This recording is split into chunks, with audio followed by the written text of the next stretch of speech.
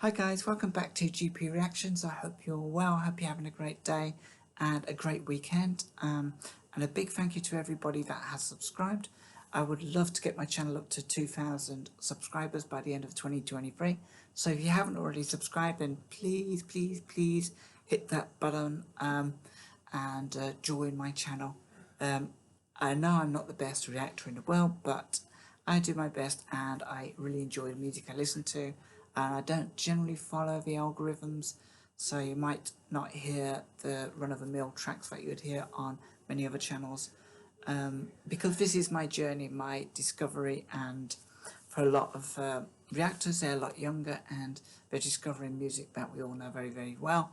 And that's what makes them so attractive to watch and listen to. But for me, it's probably going back to music at a time when I was very small or hadn't even been born, or maybe going back and listening to music that I never really kind of like thought about listening to during my sort of teenage years, etc. So that said, this is going to be one of those tracks. This is a track by a group called Procol Harum. I have heard of this group. I recognise his title, A Whiter Shade of Pale. I haven't heard his track, so this was from the 25th of May 1967, and it peaked at number 1.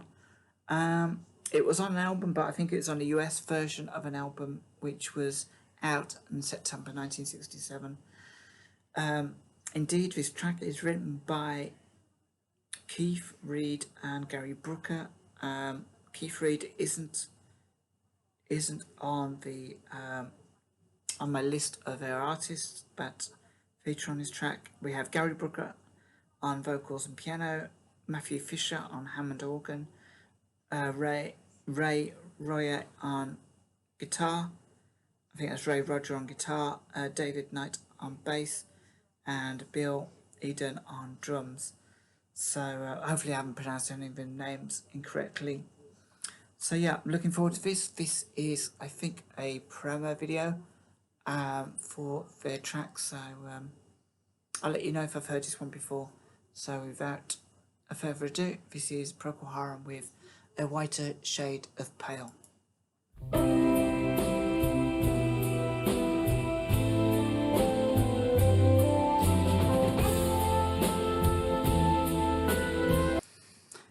This does ring a bell. It's in the dark recesses of my mind, my memory.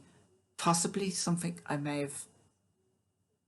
I'm thinking it's possibly something I may have heard with when I've been in my dad's car. My dad generally didn't play music at home. So any music that we generally heard around about this time, well, when I was born and for the years, I think up until about 1973, I probably never actually, I don't think we actually ever had any music playing in our house. So yeah, I think I have heard this one before, and it already feels like it's going to be an absolute classic. So let me just take that back to the beginning.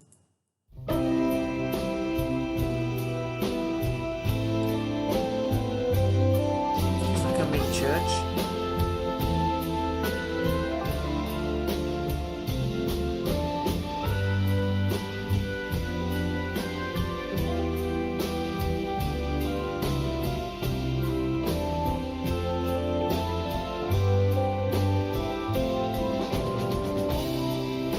We skip the light fandango,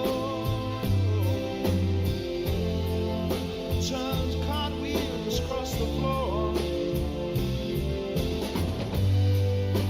Feeling kind of seasick. The crowd called out for more. The room was humming harder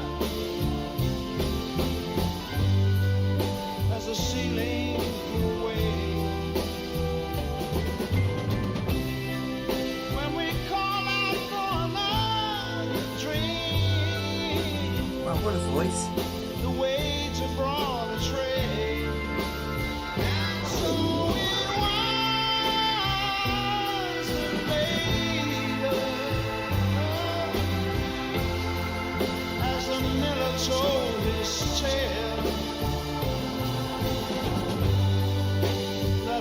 face at first just ghostly. Turn the wider shade of pale.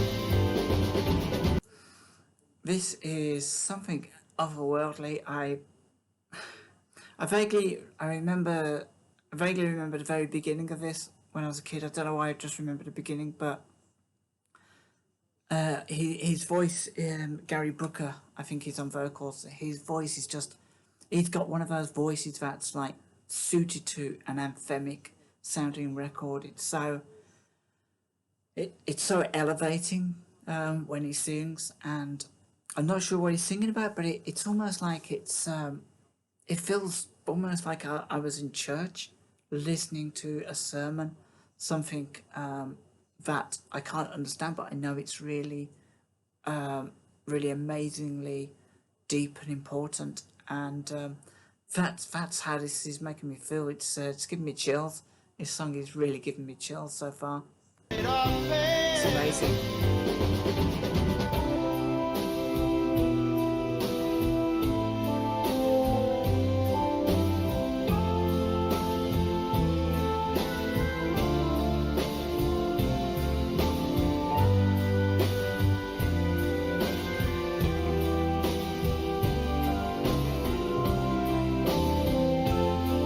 Wow. She said there is no reason,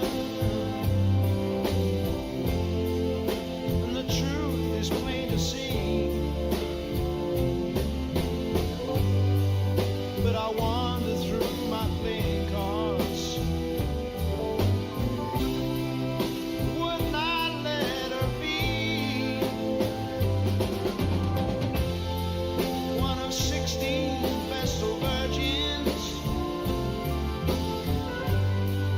were leaving for the coast. And although my eyes were open, they might just as well be closed. And so it was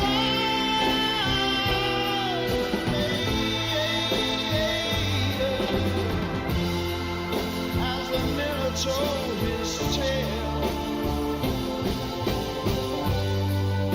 that her face at first just ghostly.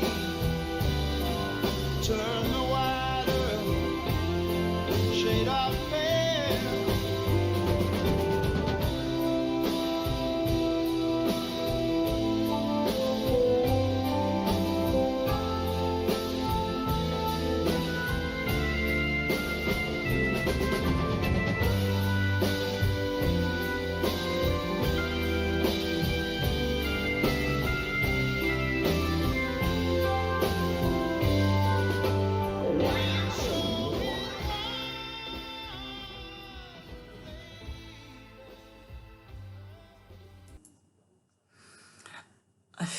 I'm not sure what that song was about, but that is truly one of those really anthemic masterpieces. It feels like there were teensy wincy bits of that I kind of remember, but that is the beginning was, yeah, definitely heard that before, and there was little bits and pieces of it that kind of resonated with me that perhaps I'd heard at some point, but that was an amazingly beautiful track, and when he started singing, I could just feel like the goosebumps on my arms.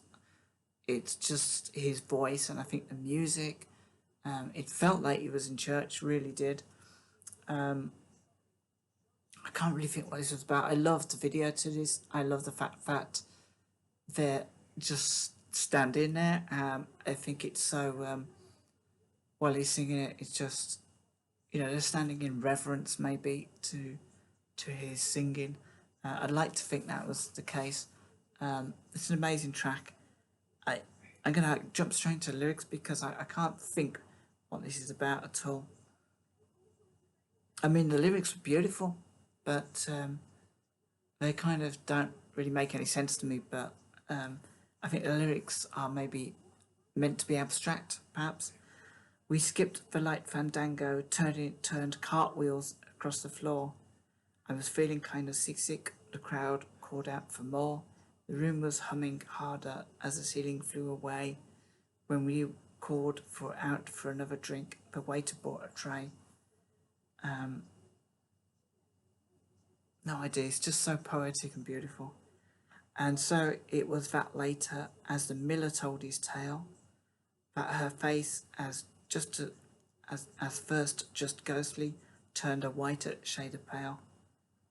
She said there is no reason, and the truth is plain to see, but I wandered through my playing cards, would not let her be.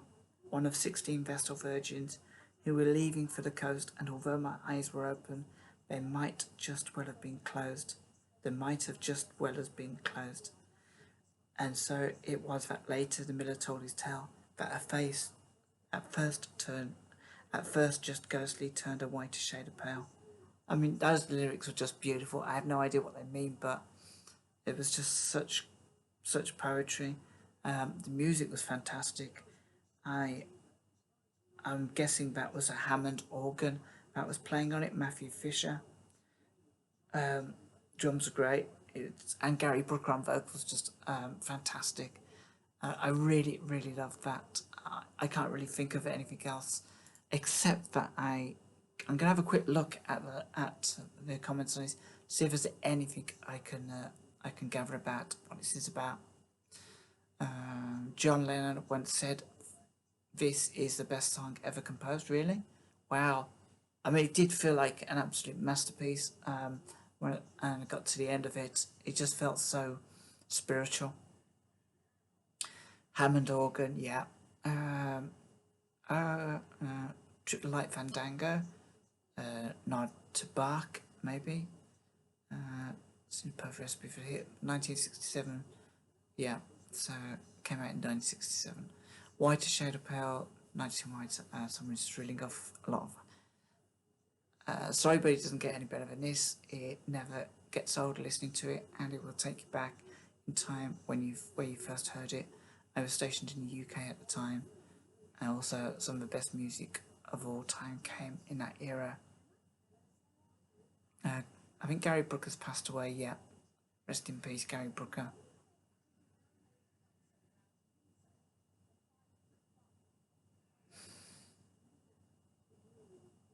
Okay, lots of tributes to Gary Brooker.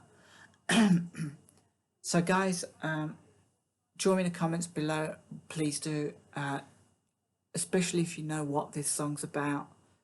I would love to know, because that would add even more depth to how I feel about this track. It was just, I don't know, it's just pure spiritual feeling that I got from it. But yeah, I'd love to know what the story is behind these lyrics. If there is a story, maybe it was just designed to be abstract. So yeah, please join me in the comments below. And till next time, take good care of yourselves, and I will have reactions for you again soon.